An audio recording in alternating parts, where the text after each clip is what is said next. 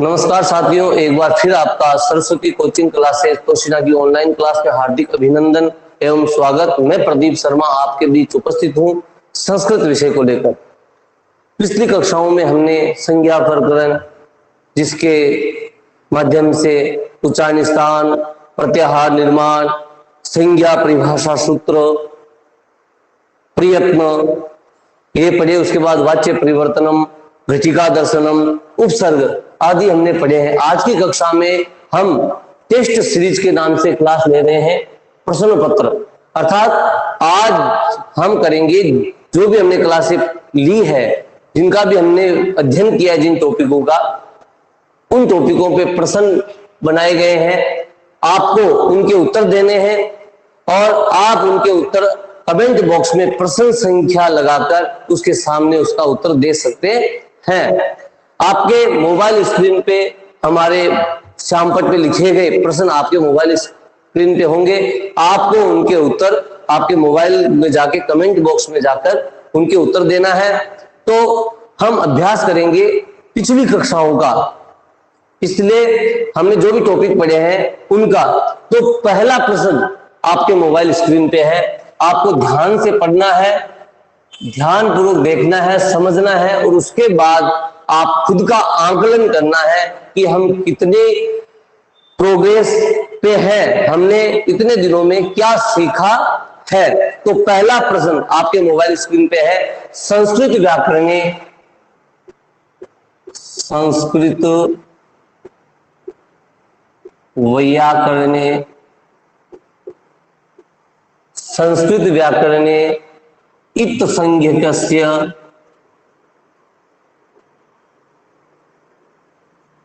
इत संज्ञकस्य किम भवति। पहला प्रश्न क्या है? संस्कृत व्याकरणे इत संज्ञकस्य किम भवति।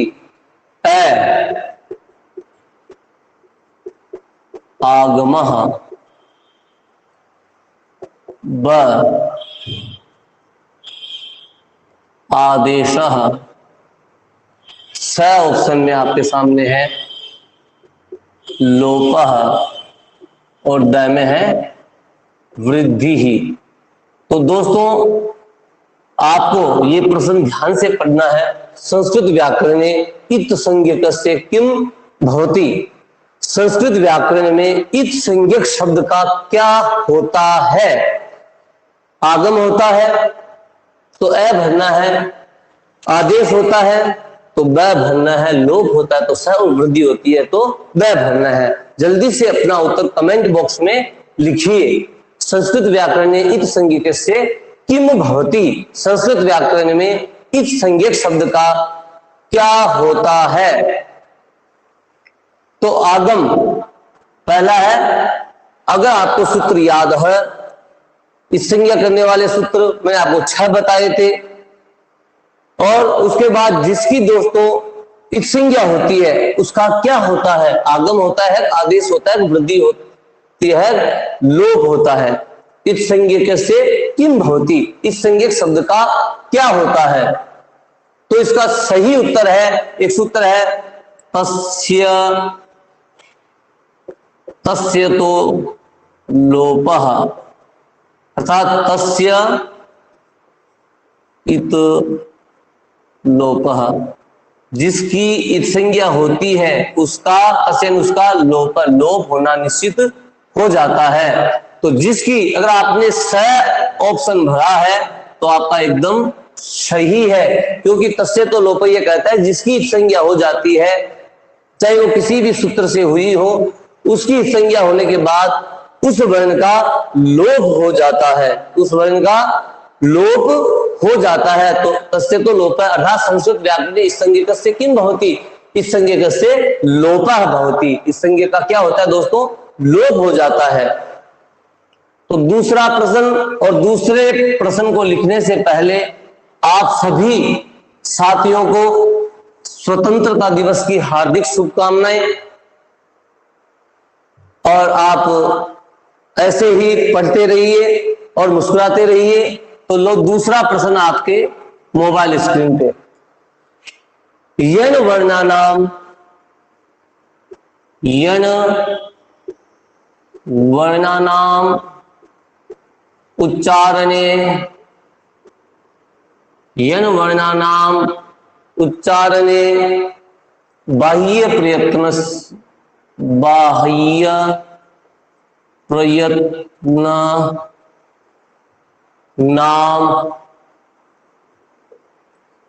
नाम अस्ति।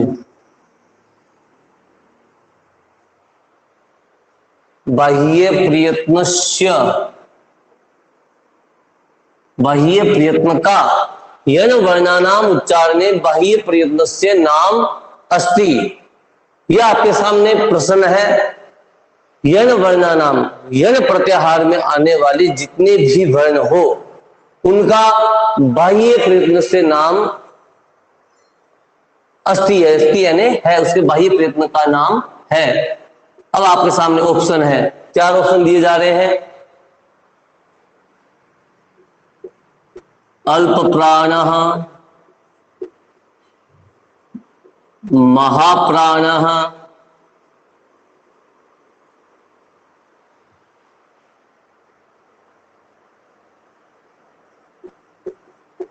विवारः,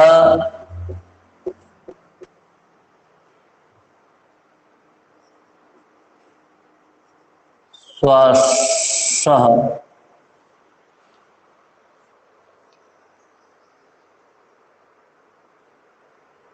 यन वर्णानाम उच्चारणे बाह्य प्रयत्न से नाम अस्ति। यन वर्ण, यन प्रत्याहार में आने वाले वर्णों का बाह्य प्रयत्न से, बाह्य प्रयत्न का नाम है। अर्थात यन प्रत्याहार अल्पप्राण बाह्य प्रयत्न है। यन प्रत्याहार में कौन कौन से वर्ण आते हैं दोस्तों? य, व, र और ल। य, व, र, ल। तो इनका क्या अल्पप्राण है, महाप्राण है, श्वास है, विवार है, बाह्य प्रयत्न। तो जल्दी से अपना उत्तर कमेंट बॉक्स में प्रश्न संख्या लिखकर दे। प्रश्न संख्या 2 और उसका उत्तर बराबर लगा, 2 लगा के उसके सामने कुछ भी लिख सकते हो। जल्दी से अपना उत्तर देना है। यन वर्णानाम उच्चारणे बाह्य प्रयत्न से नाम अस्ति।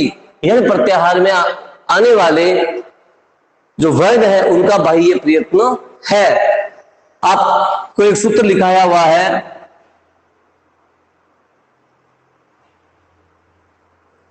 वर्णानाम प्रथम, तृतीय, पंचम,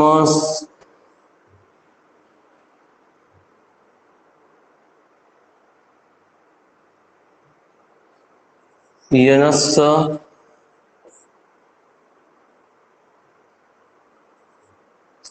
यनश्चल्प प्राणः। वर्णानाम प्रथम, तृतीय, पंचमस्त, यनश्च अल्प प्राण है।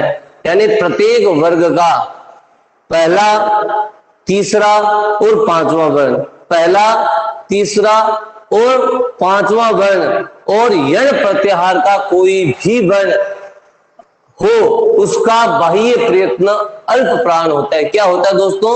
अल्प प्राण होता है। इन 4 में से विवार, श्वास, महाप्राण और अल्प प्राण जो 4 ऑप्शन है, और भी होते हैं बाह्य प्रयत्न यण के, यह व र ल के और भी होते हैं, लेकिन जो आपके सामने 4 ऑप्शन दिए गए हैं उनमें से एक सही है। तो वर्णानाम प्रथम, तृतीय, पंचम, यनश्च अल्प प्राणा, प्रत्येक वर्ग का पहला, तीसरा, पांचवा और यन प्रत्याहार में आने वाले य, व, र, ल का बाह्य प्रयत्न अल्प प्राण होता है। कौन सा होता है? अल्प प्राण होता है। वर्णानाम द्वितीय, चतुर्थो, सलस्य महाप्राणा। वर्णानाम द्वितीय, चतुर्थो, सलस्य महाप्राणा, यानी प्रत्येक वर्ग का दूसरा, चौथा और स है का बाह्य प्रयत्न महाप्राण होता है। तो हमारे सामने अगर आपने ए उत्तर लिखा है अल्पप्राण, तो आपका उत्तर एकदम करेक्ट है, एकदम सही है। तो अब आपके सामने तीसरा प्रश्न,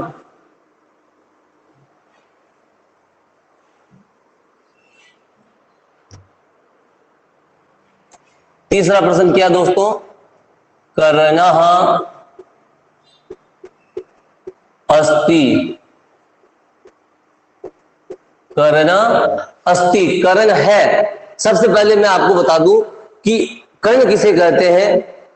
उच्चारण, उच्चारण वर्णों के उच्चारण में सहयोग करने वाले उच्चारण स्थान के अलावा जो भी अंग होते हैं उन्हें क्या कहा जाता है, कर्ण कहा जाता है। अर्थात उच्चारण स्थान के अलावा जो अंग उच्चारण में सहायता प्रदान करते हैं उन्हें कर्ण कहा जाता है।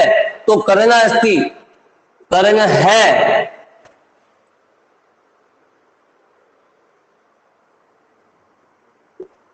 दंतः,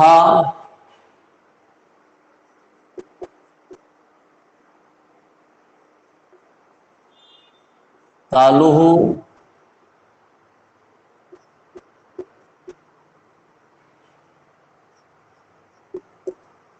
जिह्वः,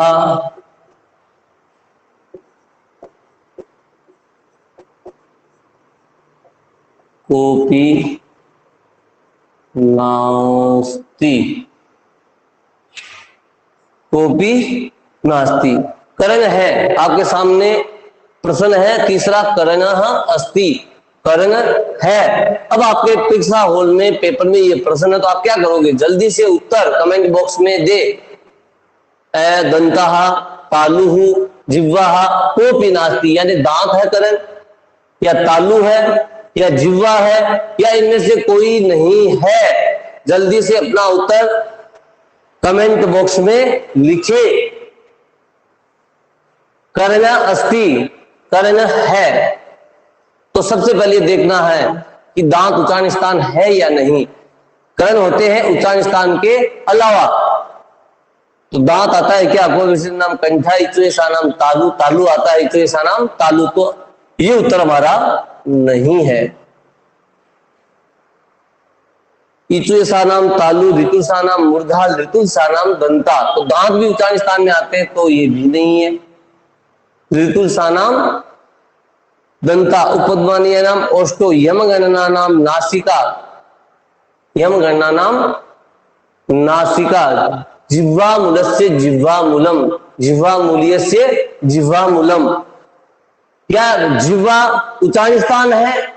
अगर जिह्वा उच्चारण स्थान है तो हमारा उत्तर द होगा, लेकिन हमें ये देखना है जिह्वा उच्चारण स्थान है या नहीं। तो 8 उच्चारण स्थान जो आपके सामने है, कंठ है, तालु है, मूर्धा यानी सिर है, दंता है, ओष्ठ है, नासिका है, जिह्वा मूल है। क्या है?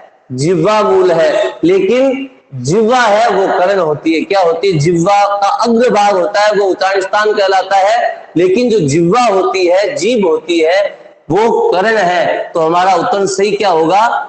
ये 8 स्थान उच्चारण स्थानों में नहीं आती जिह्वा। तो हमारा उत्तर क्या हो जाएगा दोस्तों? स। अगर आपने स लिखा है कमेंट बॉक्स में उत्तर, तो आपका प्रश्न एकदम सही है। तो कर्ण अस्थि आपको याद करने हैं 8 उच्चारण स्थान। जो बचे उच्चारण स्थान में सहयोग करने वाले अंग वो सारे कर्ण कहलाते हैं। तो अब चौथा जो प्रश्न है वो है आपके मोबाइल स्क्रीन पे।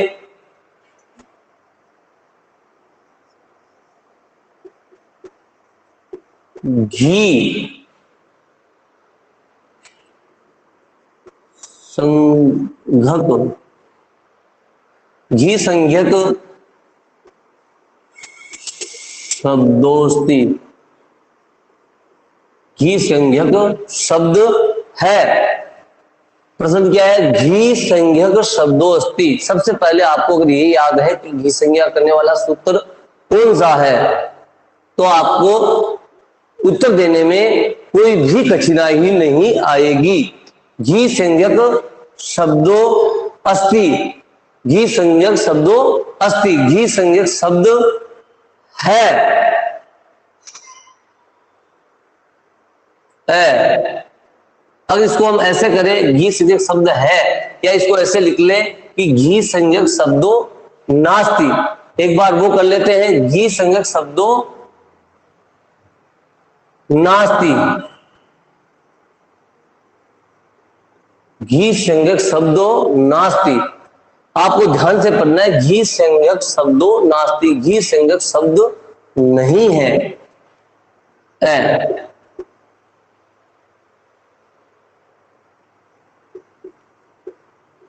रवि ब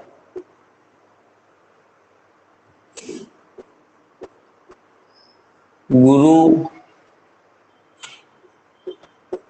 स सखी और द में है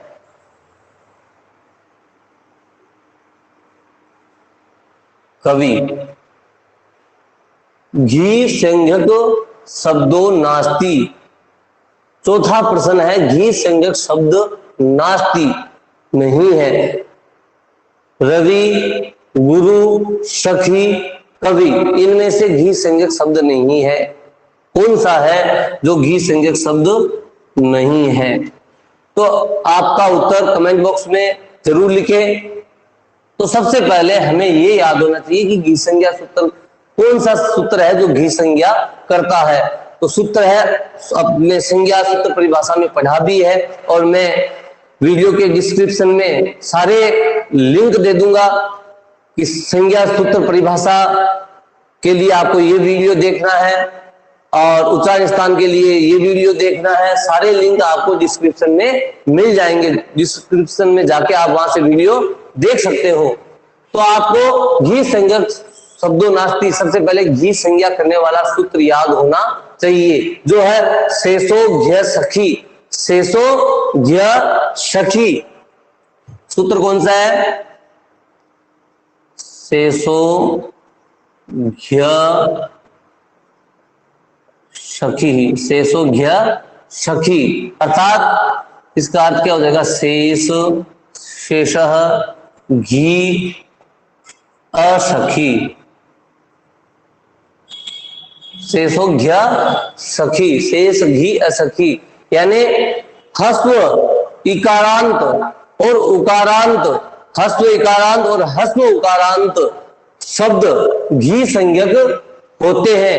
केवल असखी अर्थात सखी को छोड़कर सारे हस्व इकारांत और हस्व उकारांत शब्द घी संज्ञक होते हैं। तो यहाँ रवि जो है वो इकारांत है, हस्व इकारांत है। गुरु हस्व उकारांत है, कवि हस्व इकारांत है। तो ये तीनों जो है वो घी संज्ञक शब्द है। और घी संज्ञक शब्द कौन सा नहीं है?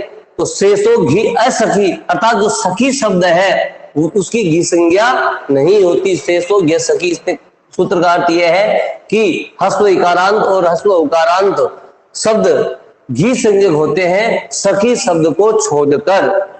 तो हमारा सीधा उत्तर कौन सा है? स, कि अर्थात जो सखी शब्द है वो घी संज्ञक शब्द नहीं होता। और ये प्रश्न काफी परीक्षाओं में पूछा जाता है, घी संज्ञक शब्दों नास्ति। तो आगे का हमारा 5वां प्रश्न है, उसको आराम से पढ़ना है और उस उत्तर आपको कमेंट बॉक्स में लिखना है।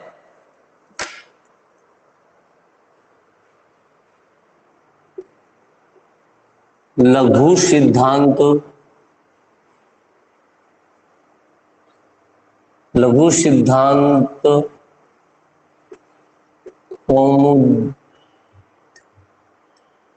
कौमुद्यानुसारेण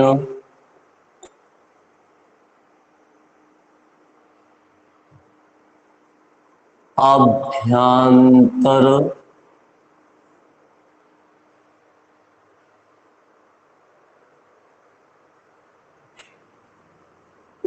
प्रयत्नः प्रतिधा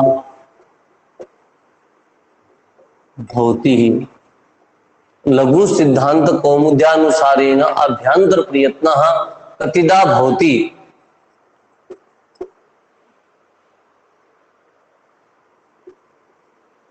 एकादश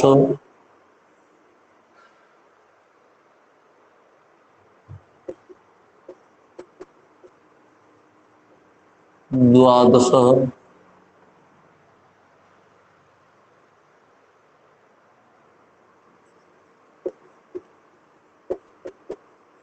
पंच प्रथम चत्वार। हमारा पांचवा प्रश्न लघु सिद्धांत कौमुद्यानुसारेण अर्थात लघु सिद्धांत कौमुदी के अनुसार आभ्यंतर प्रयत्न कतिदा भवति, कितने होते हैं। अर्थात लघु सिद्धांत कौमुदी के अनुसार आभ्यंतर प्रयत्नों की संख्या होती है एकादश, 11, द्वादश, 12, पंच, 5, चत्वारः, 4।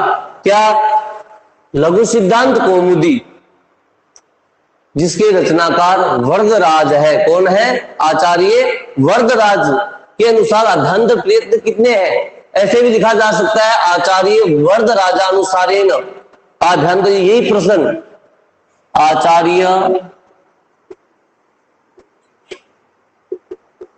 वरद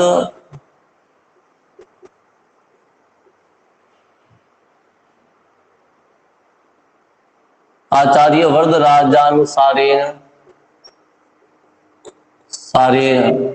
आभ्यंतर प्रयत्न कतिदा भवति। आचार्य वरदराज के अनुसार या आचार्य वरदराज ने ही लघु सिद्धांत कौमुदी की रचना की है, तो लघु सिद्धांत कौमुदी अनुसारेण आभ्यंतर प्रयत्न कतिदा भवति। लघु सिद्धांत कौमुदी के अनुसार आभ्यंतर प्रयत्नों की संख्या है तो कितनी है, जल्दी से कमेंट बॉक्स में लिख के बताओ कि लघु सिद्धांत कौमुदी और आचार्य वरदराज के अनुसार आभ्यंतर प्रयत्नों की संख्या है।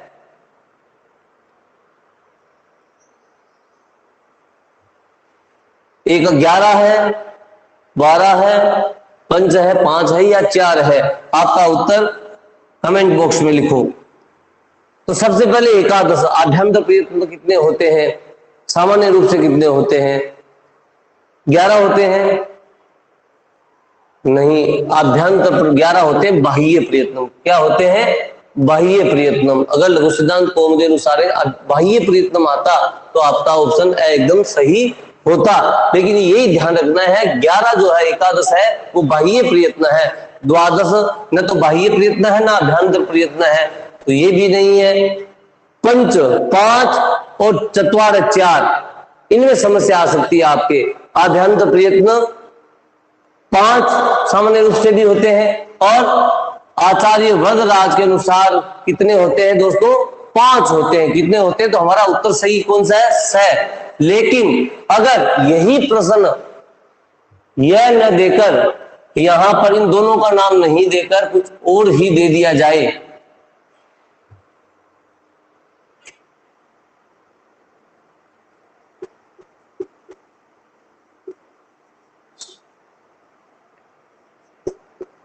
व्याकरण सिद्धांत कौमुद्यानुसारेण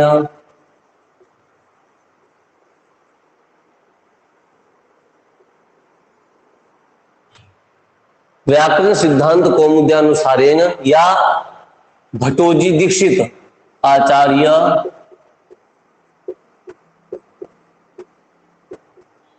भट्टोजी दीक्षित अनुसारेण, आचार्य भट्टोजी दीक्षित जिन्होंने व्याकरण सिद्धांत कौमुदी की रचना की थी, उनके अनुसार आभ्यंतर प्रयत्न कतिदा भवति। तब आपका ये 5 गलत हो सकता है, तब कौन सा उत्तर सही होगा, चत्वार 4, क्योंकि आचार्य भट्टोजी दीक्षित ने आभ्यंतर प्रयत्नों की संख्या 4 मानी है। वो ईषद विपरीत को आभ्यंतर प्रयत्न नहीं मानते और उसको विपरीत में ही शामिल कर लेते हैं, लेकिन सामान्य रूप से आभ्यंतर प्रयत्न और लघु सिद्धांत कौमुदी के अनुसार आभ्यंतर प्रयत्नों की संख्या 5 है। अगर आपने सही उत्तर लिखा है तो आपका उत्तर एकदम सही है। स्पृष्ट पहला आभ्यंतर प्रयत्न, ईषद स्पृष्ट ईषद, विवृत, विवृत और संवृत, ये 5 आभ्यंतर प्रयत्न लघु सिद्धांत कौमुदी के अनुसार माने जाते हैं। और व्याकरण सिद्धांत कौमुदी के अनुसार 4 होते हैं। जो ईषद विवृत है उनको वो नहीं मानते आचार्य भट्टोजी दीक्षित। तो अगर आपने सही उत्तर लिखा है कमेंट बॉक्स में तो आपका उत्तर एकदम सही है। अब आपके सामने 6वां प्रश्न है, आगे का प्रश्न है।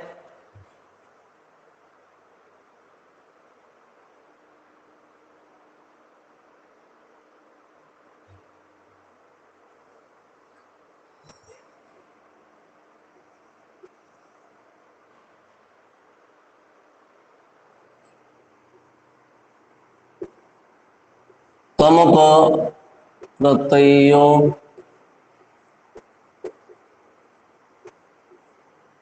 तमप प्रत्ययोस्ति, तमप प्रत्यय है, तमप प्रत्ययोस्ति, तमप प्रत्यय है।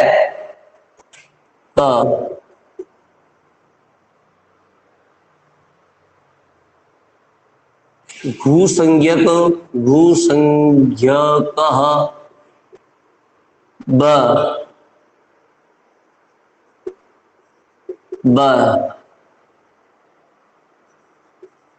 नदी संज्ञक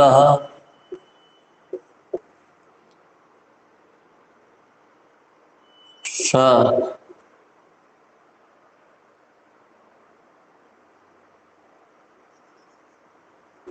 घी संज्ञक और द घस संज्ञक।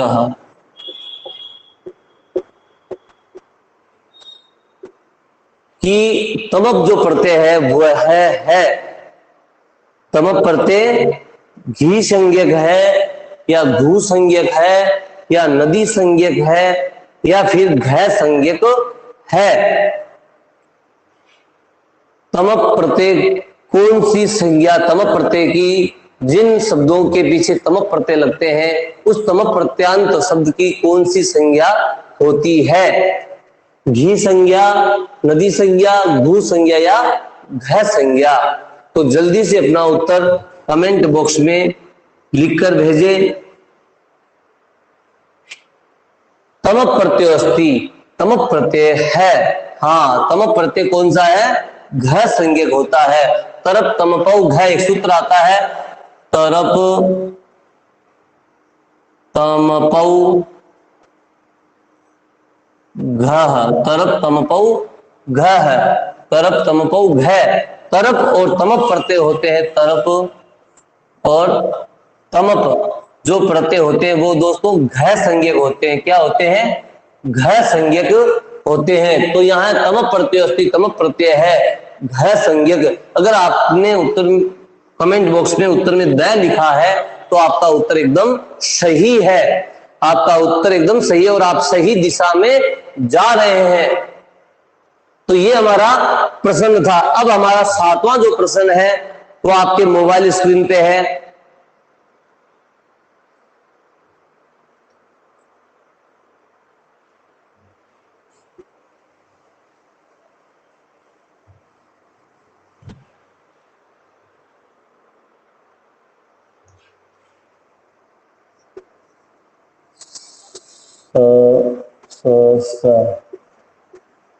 वर्णानाम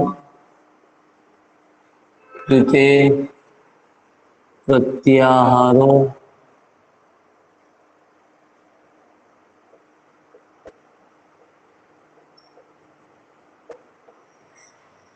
स वर्णानाम कृते प्रत्याहारो अस्ति। स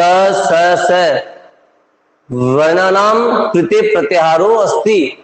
स वर्णों के लिए प्रत्याहार है, अर्थात ये स ये जो 3 वर्ण है कौन से प्रत्याहार में आते हैं?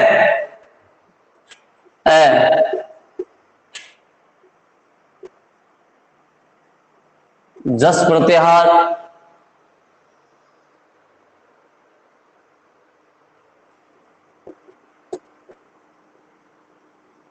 झल प्रत्याहार, स झस प्रत्याहार और द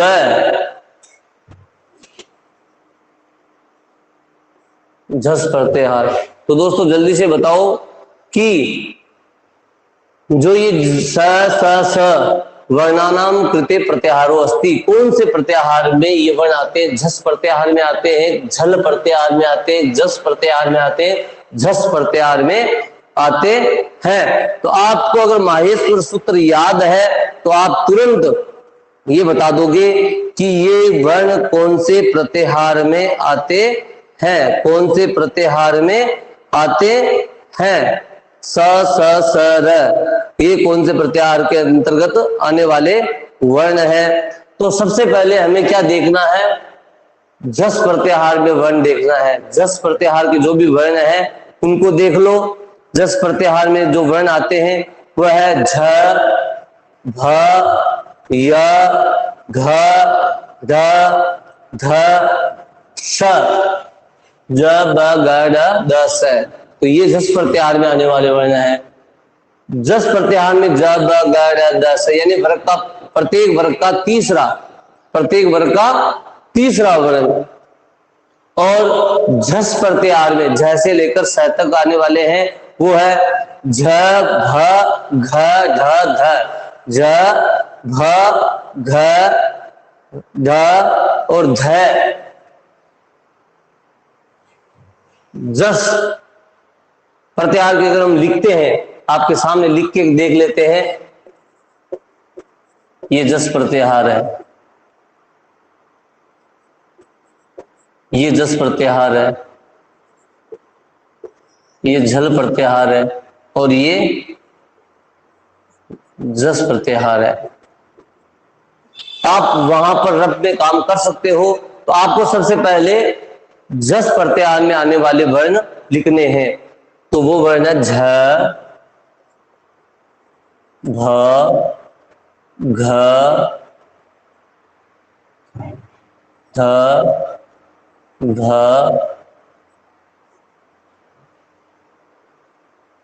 ज, ब, ग, ड, द। झ, भ, घ, ध, ध, ज, ब, ग, ड, द। तो इसमें जस प्रत्याहार में आते हैं क्या? स अर्थात नहीं आते। तो ये हमारा उत्तर नहीं है। तो ये जस प्रत्याहार में आने वाले वर्ण है। अब हमें देखना है जस प्रत्याहार। तो जस प्रत्याहार में आने वाले वर्ण है ज, ब, ग, ड और द। ज, ब, ग, ड, द अर्थात प्रत्येक जस प्रत्याहार में प्रत्येक वर्ग का तीसरा वर्ण आता है जस प्रत्याहार में। ज, ब, ग, ड, द। तो ये पांचों वर्ग है, उनका ज, ब, ग, ड, द आपके सामने है तीनों। तो जस प्रत्याहार में है क्या? स। तो ये भी हमारा उत्तर नहीं है। अब झल प्रत्याहार है। झल प्रत्याहार के हमें वर्ण लिखने हैं।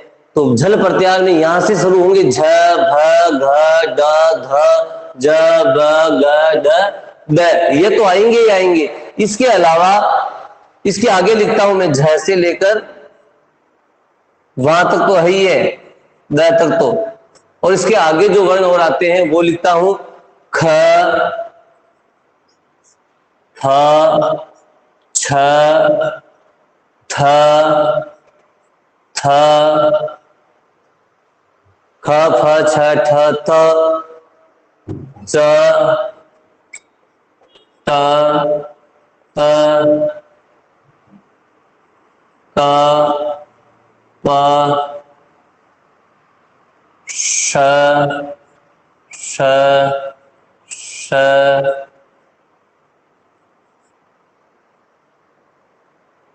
है।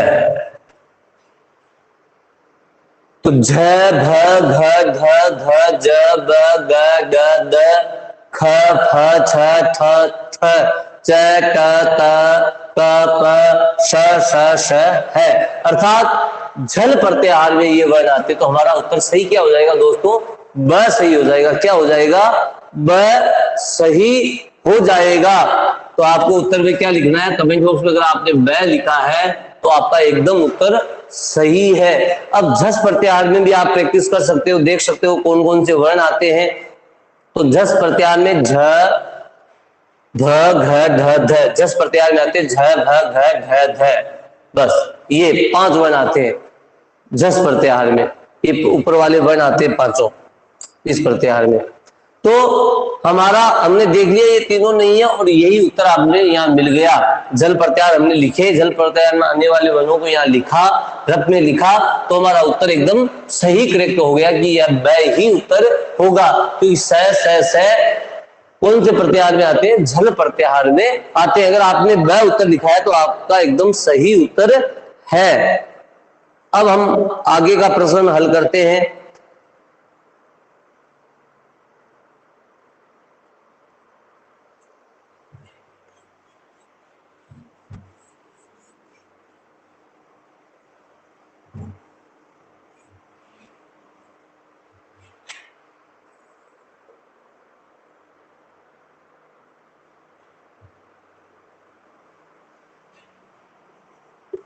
आठवां हमारा प्रश्न, निम्न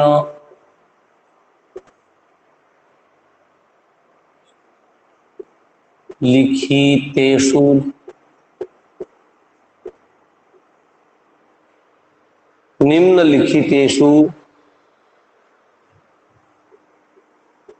संयोग संज्ञायुतः निम्नलिखितेषु संयोग संज्ञायुतः शब्दः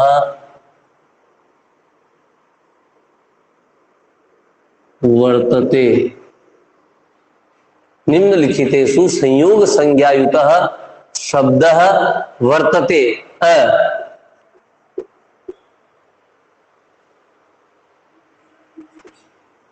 हरीशः, ब,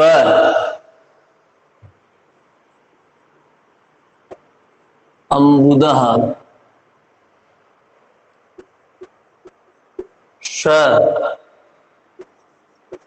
यमुनेशः, और चौथे में है जलदः। निम्नलिखितेषु, एक बार फिर, निम्नलिखितेषु संयोग संज्ञायुत शब्द वर्तते, अर्थात जो आपके सामने 4 शब्द लिखे हुए हैं नीचे, उनमें से कौन सा जो शब्द है वो संयोग संज्ञायुत, अर्थात उस शब्द में संयोग संज्ञा हो रही है, ऐसा कौन सा शब्द है। तो सबसे पहले तो आपको ये संयोग संज्ञा का विधायक सूत्र याद होगा और उसका भावार्थ याद होगा, तो जरूर आप तुरंत उसको उत्तर कर दोगे, सही उत्तर पे चले जाओगे। लेकिन सबसे पहले देखना संयोग संज्ञा किन शब्दों की होती है, संयोग संज्ञा कहां काम करती है। तो एक सूत्र है हलो अनंतरा संयोग, हलो अनंतरा संयोग, हलो अनंतरा संयोग,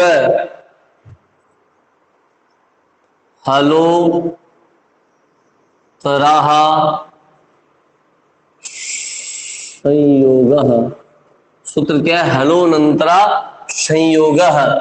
ये सूत्र कहता है, हल बोलते हैं व्यंजनों को, किसको बोलते हैं दोस्तों, हल बोलते हैं व्यंजनों को, अंतरा संयोग, अर्थात ऐसे 2 या 2 से ज्यादा व्यंजन वर्ण बिना उनके बीच में अगर कोई स्वर नहीं आता है तो वहां संयोग संज्ञा होती है। इस सूत्र का क्या, हलोनंतरा संयोग है। हल बोलते व्यंजन को 2 या 2 से ज्यादा वर्ण, 2 या 2 से ज्यादा वर्णों के बीच अगर स्वर का अभाव पाया जाता है, अर्थात मात्रा का अभाव पाया जाता है, तो वहां पे दोस्तों संयोग संज्ञा होती है। अब आपको यहां देखना है ऐसे शब्द जिसमें 2 या 2 से ज्यादा व्यंजनों के बीच में कोई भी स्वर नहीं है। अगर आप देख लोगे सही तरीके से तो आपको तुरंत उत्तर मिल जाएगा। हरीशः, अम्बुदः, यमुनेशः जलद। इसको कैसे हल करना है, कैसे पता चलेगा कि दो वर्णों या व्यंजनों के बीच में कोई स्वर नहीं है, तो आपको इनका वर्ण विच्छेद करना है। हरीश, हरीशः, इसका आपको वर्ण विच्छेद करना है। वर्ण विच्छेद के भी प्रश्न आते हैं, शब्द दे दिया जाता है और नीचे निम्नांक लिखितेषु उचित वर्ण विच्छेद अस्ति, उचित वर्ण विच्छेद है में अ की मात्रा है, र और र में बड़ी की मात्रा है, और श में अह की मात्रा है। यमुनेश, यमुनेश, वर्ण विच्छेद होगा य, इसमें ए है, फिर म, उसमें ऊ की मात्रा है दोस्तों, फिर न में ए की मात्रा है, और श में ए है और विसर्ग है। तो हरीश है और र दो क्या है, व्यंजन है, इनके बीच में क्या आ रहा है, स्वर आ रहा है, या र और स व्यंजन है लेकिन इनके बीच में ई आ रहा है, तो यह हमारा उत्तर नहीं हो सकता। हरीश उत्तर हमारा नहीं हो सकता। उसके बाद हमने यमुनेश लिया, यमुनेश में यह है व्यंजन है और मैं भी व्यंजन है लेकिन बीच में ए आ रहा है, तो नहीं है, यहाँ पे भी संयोग संज्ञा नहीं हो रही है। या मैं और न के बीच में भी ऊ आ रहा है, तो यहाँ भी संयोग संज्ञा नहीं हो रही है। या न और श के बीच में ए आ रहा है, अर्थात यहां भी स्वर आ रहे हैं, तो नहीं हो रही है। जलद है, जल जलदह, ज ए ल में भी ए की मात्रा और द में भी ए की मात्रा और विसर्ग। अब ज व्यंजन है, हल है, लेकिन ल, ज और ल व्यंजन है लेकिन उनके बीच में क्या आ रहा है, ए आ रहा है। ल और द व्यंजन है लेकिन इनके बीच में भी ए आ रहा है, अर्थात न तो यमुनेश हमारा उत्तर होगा न जलद उत्तर होगा। अब बचा हमारे पास ब, उत्तर तो वही होगा लेकिन उसको भी हमें देखना है, हो सकता है गलत भी लिखा जा सकता है वहां पे।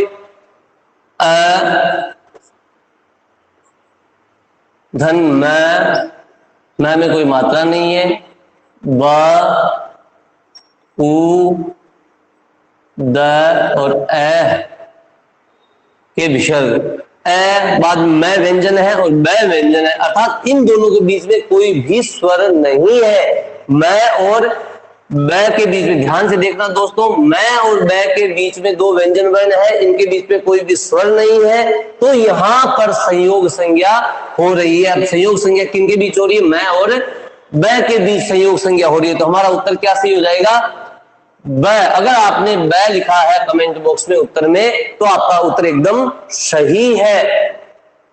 तो ये था संयोग संज्ञा संबंधित प्रश्न था। अब हम आगे बात करते हैं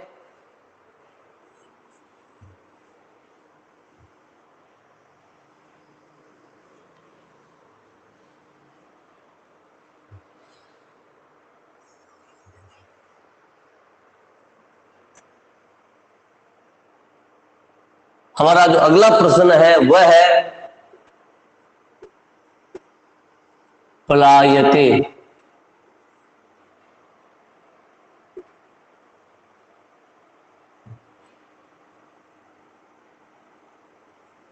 इत्यस्मिन्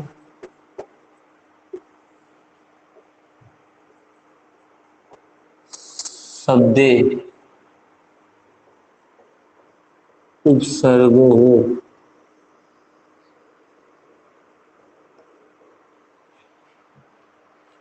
प्लायते इत्यस्मिन् शब्दे उपसर्गो अस्ति। जो प्लायते जो शब्द है दोस्तों उसमें उपसर्ग है। प्लायते शब्द आपके सामने लिखा हुआ है, आपको बताना है कि उसमें उपसर्ग कौन सा है। प्लायते इति शब्दे उपसर्गो अस्ति, निहित जो प्लायते जो शब्द है उसमें निहित उपसर्ग है, कौन सा है, ए।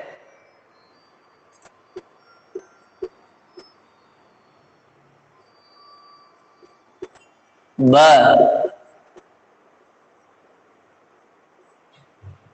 श, द,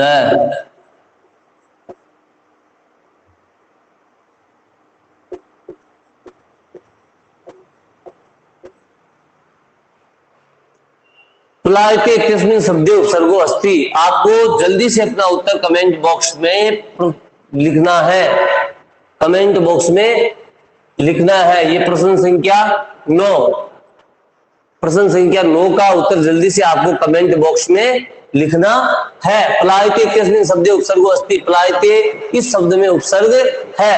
प्ला, पल, परा, अयते। जल्दी से अपना उत्तर दीजिए कमेंट बॉक्स में। तो इसका जो सही उत्तर है आपने लिख दिया होगा मेरे हिसाब से कमेंट बॉक्स में जाकर इसका सही उत्तर।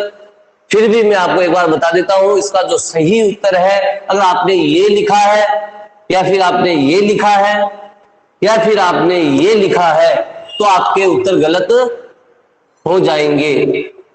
इसका सही उत्तर है परा, क्योंकि पला कोई संस्कृत में उपसर्ग नहीं होता, न पल होता है न अयते होता है, कोई भी उपसर्ग नहीं होता, परा उपसर्ग होता है। केवल आपके सामने एक ही उपसर्ग दिया हुआ था, यह होता है परा अयते, और इसका बनता है पला यते। एक सूत्र आता है उपसर्गस्य, उपसर्गस्य अयतो, उपसर्गस्य अयतो।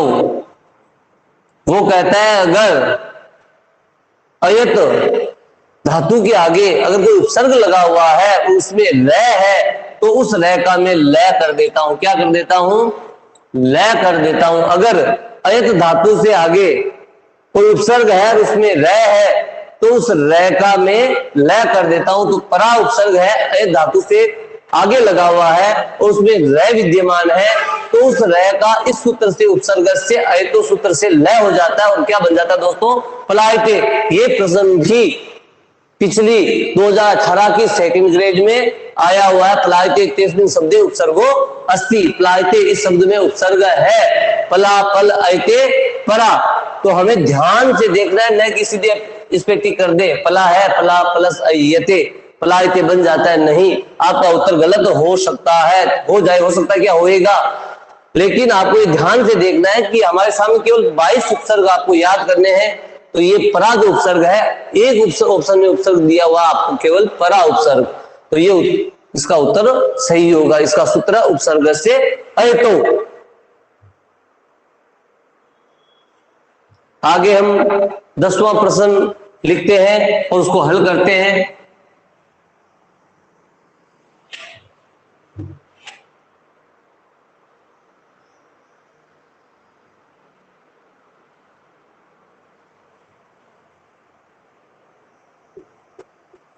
संध्याक्षर स्वरानाम संख्या अस्ति। संध्याक्षर स्वरानाम संख्या अस्ति। ऐसे स्वर जिन्हें संध्याक्षर स्वर कहा जाता है, अर्थात दो स्वरों से मिलकर बनते हो। संध्याक्षर स्वरों की संख्या है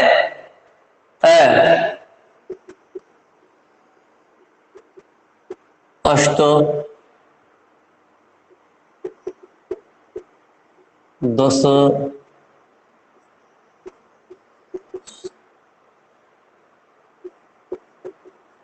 पंच और द में है सप्त। ऐसे स्वर जो संधि होने से बनते हैं, अर्थात एक या एक से ज्यादा स्वरों के मेल से बनते हैं। तो ऐसे कितने स्वर हैं हमारे सामने जिन्हें संध्याक्षर स्वर कहा जाता है, अर्थात वो दीर्घ स्वर में भी आते हैं। संध्याक्षर स्वर जो होते हैं वो दीर्घ स्वर में भी आते हैं। अष्ट है संध्याक्षर स्वर, 10 है। अब जो स्वर आपके सामने लिखे जा रहे हैं, आ, ई, उ, री ए ऐ ओ औ।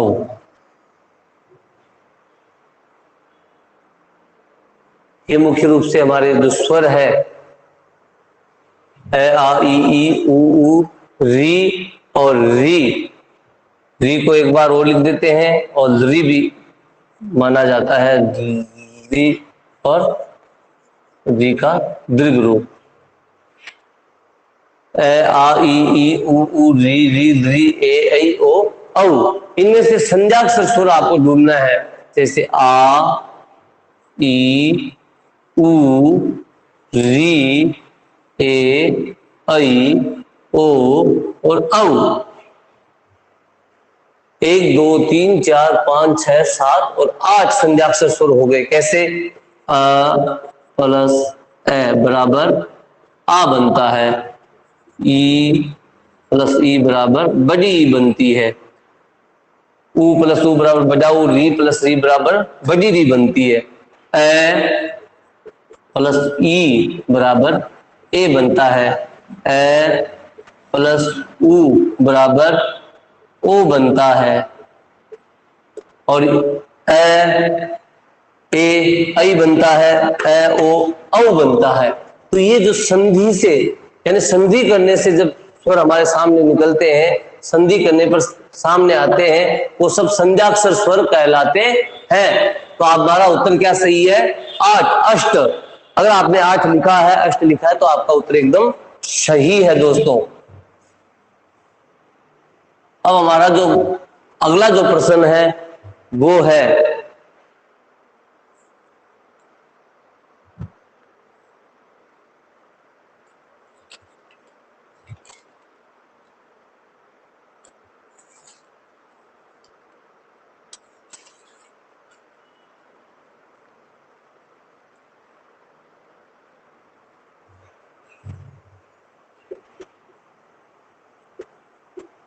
निम्न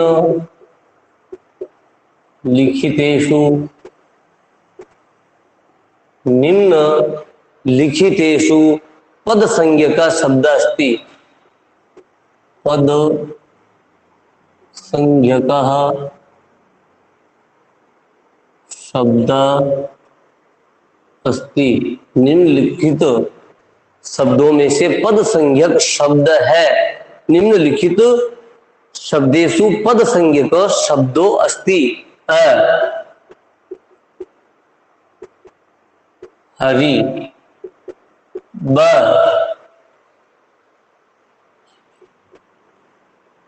हल स गुरु और द रमा। निम्नलिखितेषु पद संज्ञक शब्द अस्ति। निम्नलिखित शब्दों में से पद संज्ञक शब्द है। निम्नलिखित शब्दों में से पद संज्ञक शब्द है। आपके सामने जो नीचे लिखे 4 शब्द, उनमें से ऐसा एक शब्द जो पद संज्ञक शब्द है। तो सबसे पहले पद संज्ञा विधायक सूत्र हमें याद होना चाहिए। हरि पद संज्ञक है, हल पद संज्ञक है, गुरु पद संज्ञक है, रमा पद संज्ञक है। तो कौन से शब्द पद संज्ञक होते हैं? तो एक सूत्र है सुप्तिगंतम पदम। सुप्तिगंतम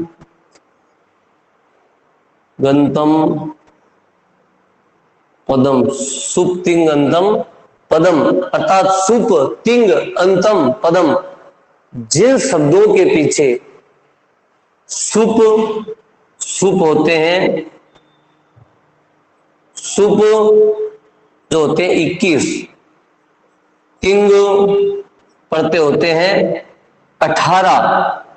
सुप सु औजस अम औसस टा भ्याम भीस गे व्याम भस घसी व्याम रस घस ओ शाम घी और सुप। तो ये सुप जो पढ़ते होते हैं वो शब्दों के पीछे शब्द रूप बनाते समय काम में लिए जाते हैं। सुप 21 7 विभक्तियों में होते हैं और प्रत्येक विभक्ति में एक वचन द्विवचन बहुवचन का अलग अलग प्रत्यय होता है। तो 7 विभक्तियों में होते हैं तो 21 हो गए, और तिंग होते हैं 18।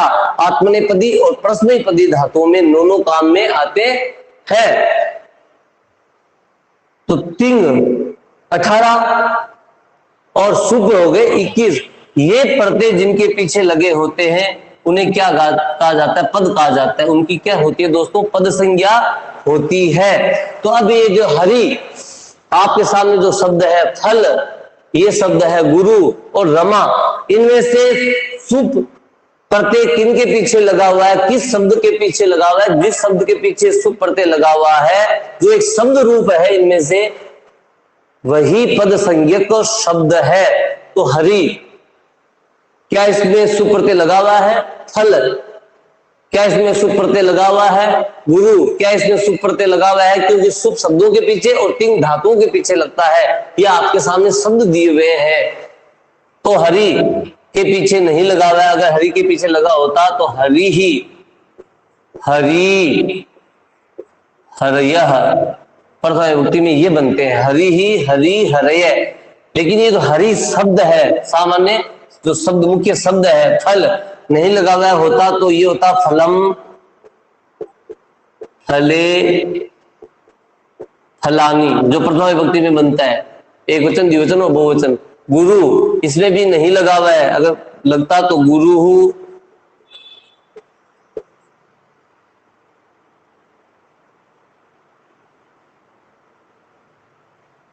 गुरु, गुरुवः, और रमा में लगा हुआ है क्योंकि रमा, रमे, रमा, रमा, रमे, रमा। रमा शब्द की प्रथम विभक्ति में रमा बनता है, रमे, रमा। तो रमा स्त्रीलिंग में है, तो हमारा उत्तर क्या हो गया सही? द की निम्नलिखितेषु पद संज्ञक शब्दों अस्ति, अर्थात पद संज्ञक शब्द कौन सा है? रमा है। अगर आपको शब्द रूप याद होंगे तो ये प्रश्न आपके लिए कठिन नहीं होगा।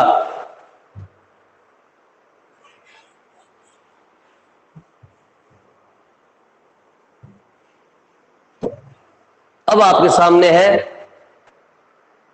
12वां प्रश्न, जिसके उत्तर आपको देने हैं।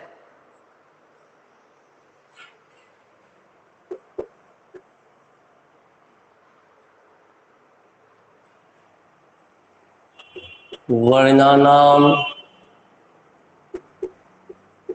अतिशयिता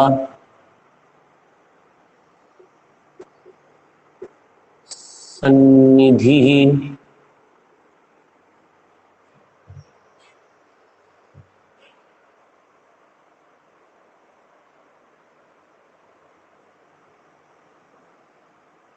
किम स्यात्?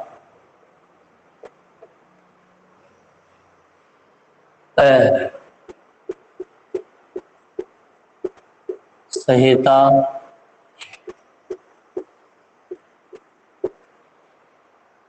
ब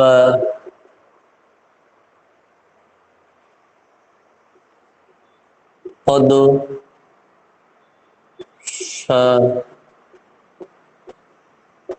संहिता उदय सर्वे। वर्णानाम अतिशयिता सन्निधि किम स्यात्? वर्णों की अतिशयिता यानी वर्णों की नजदीकता, निकटता क्या कहलाती है? वर्णों की निकटता, नजदीकता क्या कहलाती है? संहिता, संहिता, पद या संहिता, या ये तीनों? संहिता, पद, संहिता। जल्दी से अपना उत्तर कमेंट बॉक्स में दे। वर्णानाम अतिशयिता सन्निधि किम स्यात्? वर्णों की अतिशयिता सन्निधि क्या कहलाती है? यानी वर्णों की अत्यधिक नजदीक की निकटता, अत्यधिक समीपता क्या कहलाती है?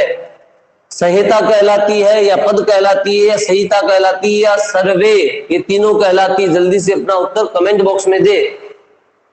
अगर आपने ए भरा है संहिता संज्ञा तो आपका गलत है। अगर आपने पद संज्ञा भरा है तो वो भी आपका गलत है। वर्णानाम अतिशयिता सन्निधि संहिता स्यात्। संहिता को संधि भी कहते हैं। क्या कहते हैं? संधि भी कहते हैं। संधि, या तो संहिता या संधि। वर्णों की अत्यधिक नजदीकियां, निकटता, समीपता संहिता कहलाती है अर्थात संधि कहलाती है। हमारा जो आगे का प्रश्न है 13वां प्रश्न है वो आपके मोबाइल स्क्रीन पे है।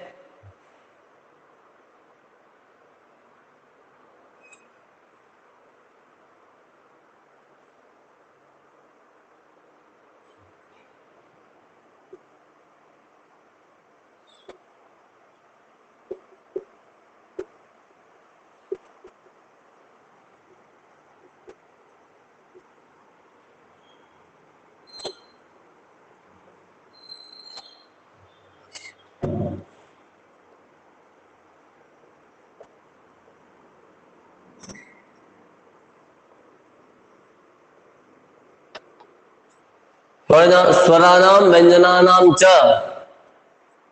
कर्मशः बाह्य प्रयत्नम अस्ति। स्वर और व्यंजनों को का कर्म से बाह्य प्रयत्न होता है। स्वरों के कितने होते हैं और व्यंजनों के कितने कितने बाह्य प्रयत्न होते हैं? 4 3 यानी स्वरों के 4 और व्यंजनों के 3, या ब 3 4 श 3 3 द 4 4। अब आपको ये देखना है कि स्वरों के बाह्य प्रयत्न 4 होते हैं, प्रत्येक स्वर के 4 4 बाह्य प्रयत्न होते हैं, या प्रत्येक स्वर के 3 3 बाह्य प्रयत्न होते हैं, या प्रत्येक स्वर के 3, या प्रत्येक स्वर के वापिस 4। व्यंजनों के प्रत्येक व्यंजन के 3 बाह्य प्रयत्न होते हैं, या प्रत्येक व्यंजन के 4 बाह्य प्रयत्न होते हैं। अब आपको देखना है कि स्वरों के और व्यंजनों के 4 3, 4 स्वर के 3 व्यंजन के, या फिर 3 स्वर के 4 व्यंजन के, 3 स्वर के और 3 भी व्यंजन के, या 4 स्वर के या चारों व्यंजनों के, कौन सा उत्तर सही होगा है शायद में से? जल्दी से अपना उत्तर कमेंट बॉक्स में लिखे। प्रश्न संख्या है 13। प्रश्न संख्या कौन सी है? 13। उसका उत्तर अपने कमेंट बॉक्स में जल्दी से लिखे। स्वरानाम व्यंजनानाम च क्रमशः बाह्य प्रयत्नम अस्ति। स्वरों और व्यंजनों का क्रम अनुसार बाह्य प्रयत्न होगा 4 3 3 4 3 3 या 4 4। जल्दी से अपना उत्तर दे। सही इसका उत्तर है ब। कौन सा है? ब। प्रत्येक स्वर का बाह्य प्रयत्न 3 होते हैं और प्रत्येक व्यंजन के बाह्य प्रयत्न क्रमशः 4 4 होते हैं। प्रत्येक व्यंजन के 4 बाह्य प्रयत्न होते हैं और प्रत्येक स्वर का 3 उदात्त, अनुदात्त और स्वरित बाह्य प्रयत्न होता है। अगर आपने ब उत्तर लिखा है तो आपका उत्तर एकदम सही है। आगे का जो प्रश्न है वो आपके सामने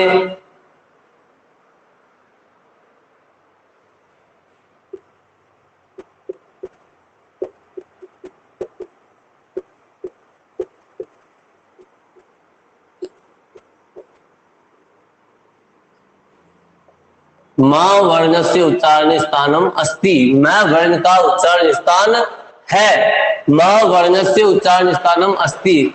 मैं वर्ण का उच्चारण स्थान है। मां वर्ण का उच्चारण स्थान है। कंठः, नासिका,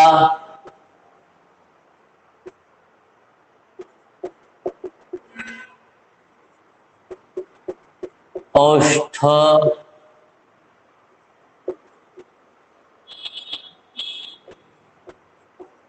शिरः। जल्दी से अपना उत्तर दे। मैं वर्ण से उच्चारण स्थानम अस्ति। प्रश्न संख्या 14।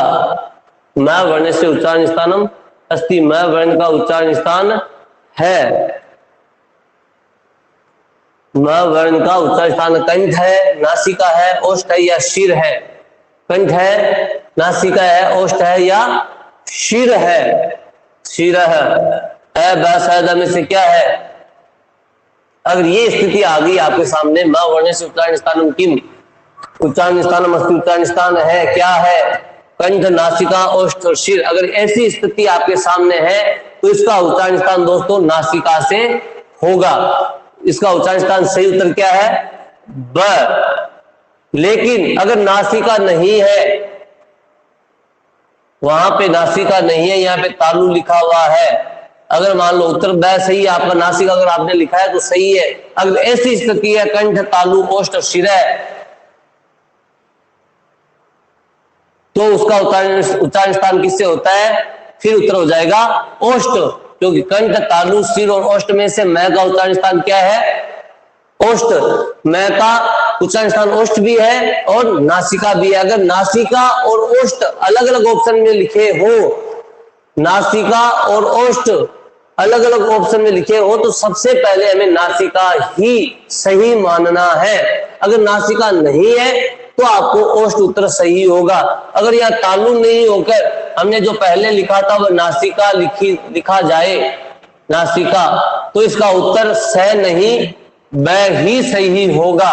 स नहीं ब ही सही होगा। या फिर इसकी जगह, सिर की जगह ये लिख दिया जाए नासिका,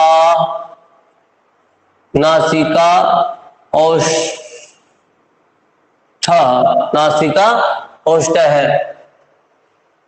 ब और श दोनों, नासिका ओष्ठ ब श दोनों, नासिका और ओष्ठ। फिर नासिका अलग से अगर आपने भरा तो आपका गलत हो जाएगा, या ओष्ठ आपने अलग से भरा तो गलत हो जाएगा।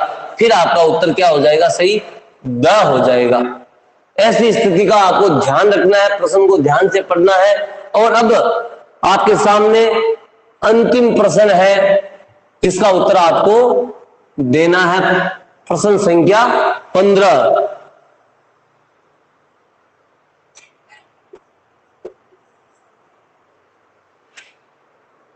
प्रत्याहार विधायक सूत्रम अस्ति।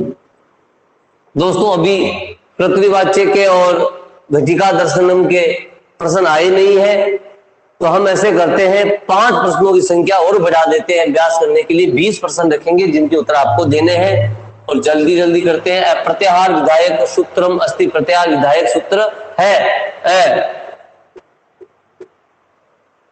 अनत्याद्वयः प्रत्याहार वचनम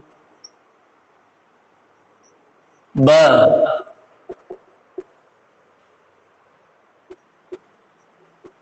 सुप्तिगन्तम पदम श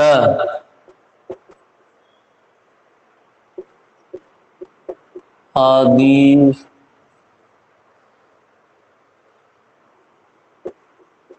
तेन सहिता द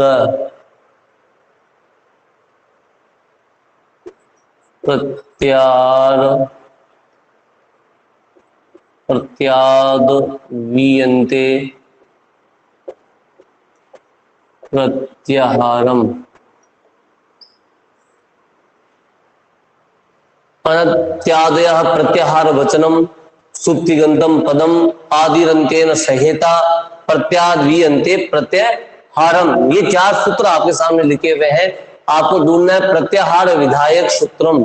प्रत्याहार विधायक सूत्र कौन सा है? जल्दी से अपना उत्तर लिखे कमेंट बॉक्स में। है या ब सुप्तिगंतम पदम है, या आदिरंतेन सहेता स है, या फिर द प्रत्याहाद्वीयन्ते प्रत्याहारम है। अगर आपने आपका उत्तर श लिखा है तो आपका उत्तर एकदम सही है, क्योंकि आदिरंतेन सहेता, सहेता विधायक सूत्र भी है, सहेता संज्ञा विधायक सूत्र है। और प्रत्याहार, प्रत्याहार विधायक सूत्र भी इसको कहा जाता है। आदिरंतेन सहेता, आदिरंतेन सहेता सूत्र सहेता संज्ञा विधायक सूत्र भी कहा जाता है। और प्रत्याहार विधायक सूत्र भी इसे कहा जाता है। आगे का हमारा जो प्रश्न है वो है प्रश्न संख्या 16। प्रश्न संख्या 16 है, कर्तृवाच्यस्य कर्ता।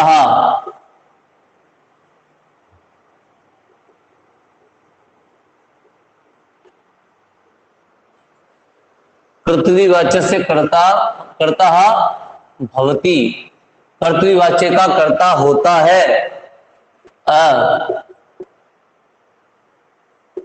प्रथमा विभक्ति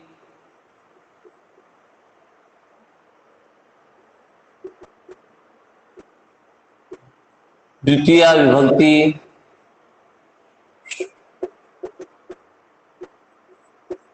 तृतीया विभक्ति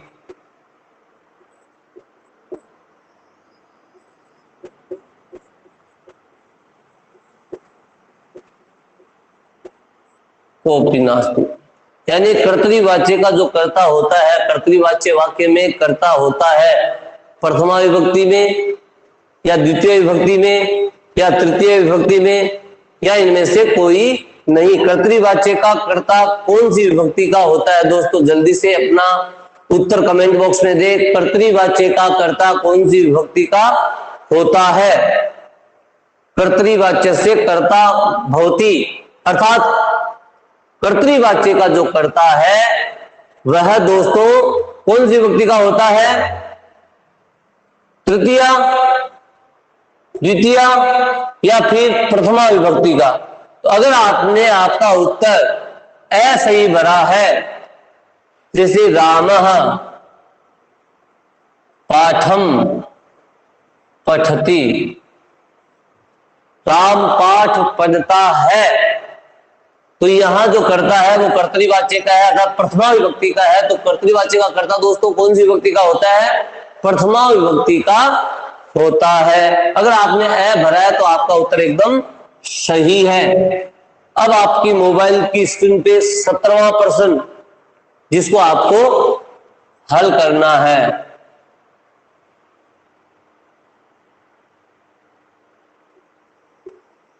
कर्मवाच्यस्य कर्म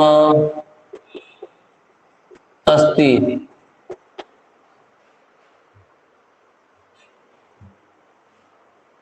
कर्मवाच्य से कर्म वर्तते।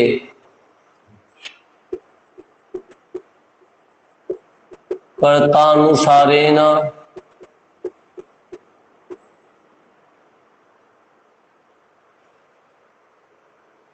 सॉरी दोस्तों, प्रश्न है कर्मवाच्य से क्रिया वर्तते, कर्मवाच्य की क्रिया होती है।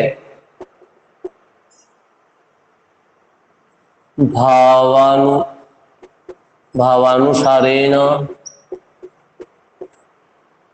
स कर्मानुसारेण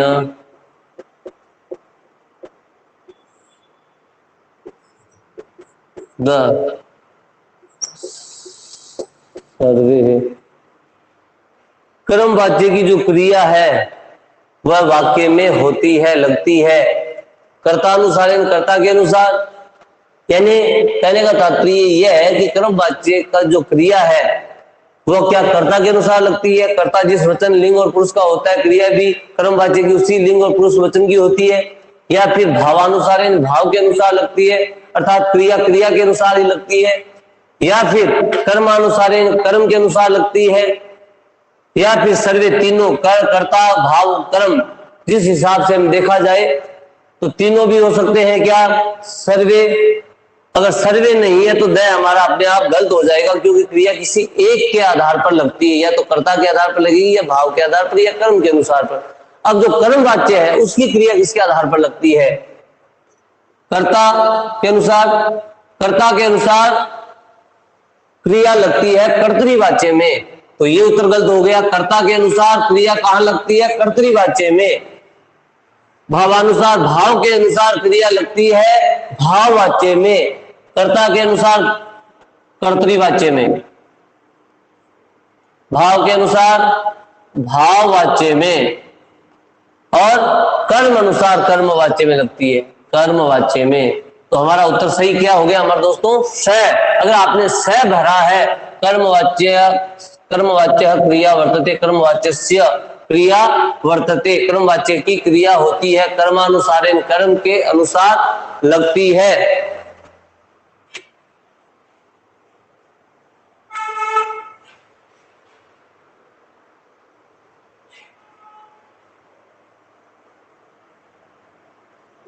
रामः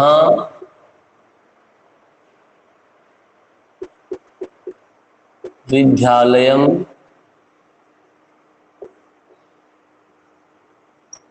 गच्छति। रामः विद्यालयं गच्छति।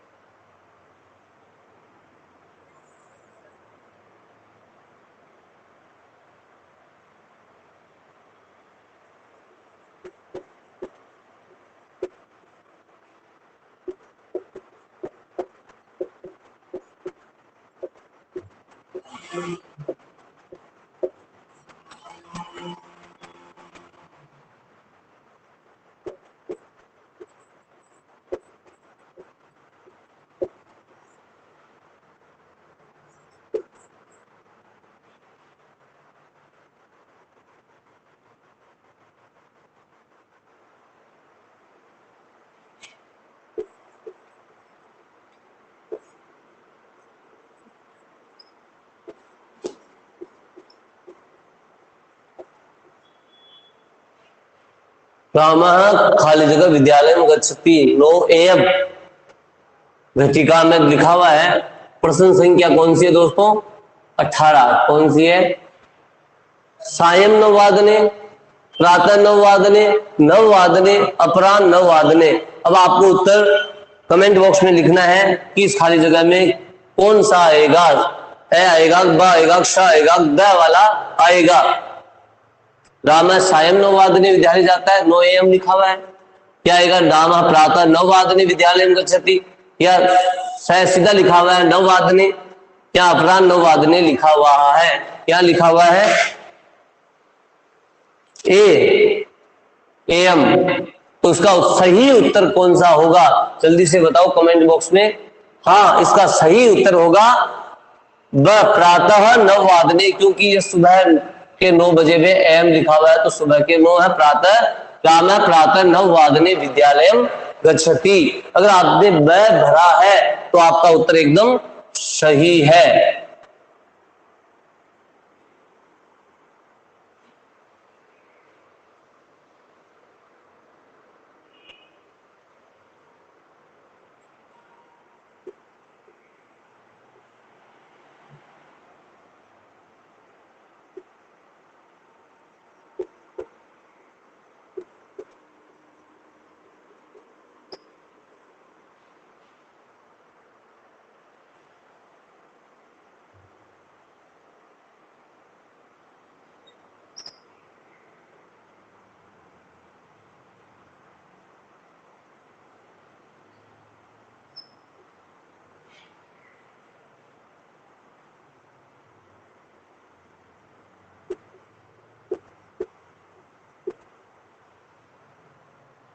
अहम खाली जगह पुस्तकम पठामी 10:30 PM।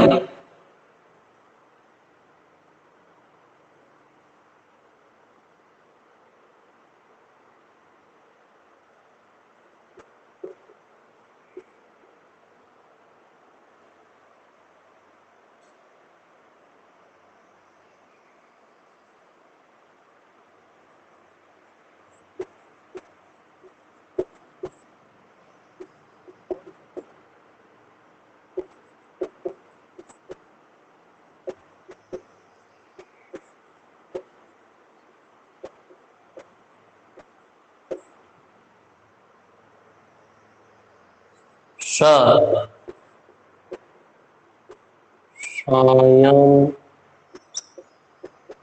सार्ध 10 और द में प्रातः 10 आपके सामने है 19 प्रश्न संख्या 19 अहम पुस्तकम पठामी 10:30 PM अर्थात PM कब आता है? साय यानी शाम के समय, रात्रि काल में। तो सायं 10 यह सही है। प्रातः 10:30 सायं 10:30 प्रातः 10 तो जल्दी से अपना उत्तर कमेंट बॉक्स में लिखिए। अगर आपने स उत्तर लिखा है, स भरा है कमेंट बॉक्स में, तो आपका उत्तर एकदम सही है। सायं 10:30 यानी सार्ध यानी आधा, 10 बजकर उससे आधा घंटा और हो गया, यानी 10:30 रात्रि के 10:30 बज चुके हैं। 10:30 PM अहम यानी मैं, पुस्तकम यानी पुस्तक पढ़ता हूं, मैं रात को 10:30 बजे पुस्तक पढ़ता हूं। और अब आपके सामने अंतिम प्रश्न है, 20वां प्रश्न।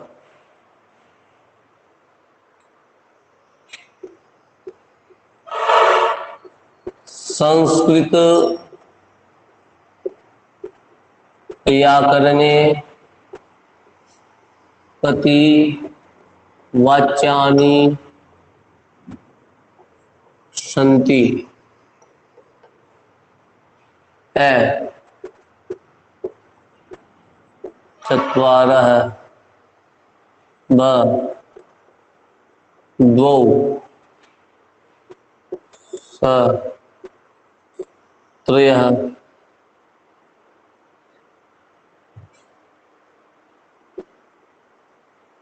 और 10।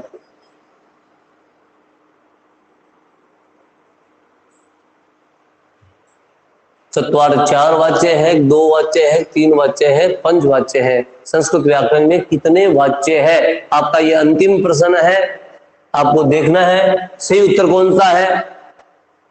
तो आप कमेंट बॉक्स में जल्दी से लिख के बताइए कौन सा सही उत्तर है। ए है, ब है, स है, द है। अगर 4 चत्वार है, 4 है तो ए आएगा। 2 वाच्य होते हैं संस्कृत व्याकरण में तो ब आएगा। 5 अगर आपके दिमाग में द आएगा, 3 होते हैं तो स आएगा। आपका उत्तर एकदम सही है, स। संस्कृत व्याकरण में त्रय वाच्यानि सन्ति, 3 वाच्य होते हैं, कर्तृवाच्य, कर्मवाच्य और भाववाच्य। तो दोस्तों अब आपने आज खुद का आंकलन किया है, आपने 20 प्रश्न हल किए हैं, इसमें से आपके कितने सही है। और मैं ये आशा करता हूं कि आपके 20 के 20 प्रश्न ही एकदम सही हुए होंगे और बिल्कुल जरूर होंगे भी। तो ये आपका जो टेस्ट था, खुद का आंकलन था, वो यहीं समाप्त करते हैं। एक बार फिर आपको स्वतंत्रता दिवस की हार्दिक शुभकामनाएं। और इसी के साथ, इन्हीं शुभकामनाओं के साथ दोस्तों आज की क्लास में बस इतना ही। कल हम फिर मिलेंगे इसी समय किसी नए टॉपिक के साथ। तो साथियों का जो विचार है कि कारक पढ़ना है, तो जल्दी से जल्दी हम कारक प्रकरण है उसको पढ़ेंगे, उसका अध्ययन करेंगे। तब तक के लिए दोस्तों जय हिंद, जय भारत, जय तु संस्कृतम।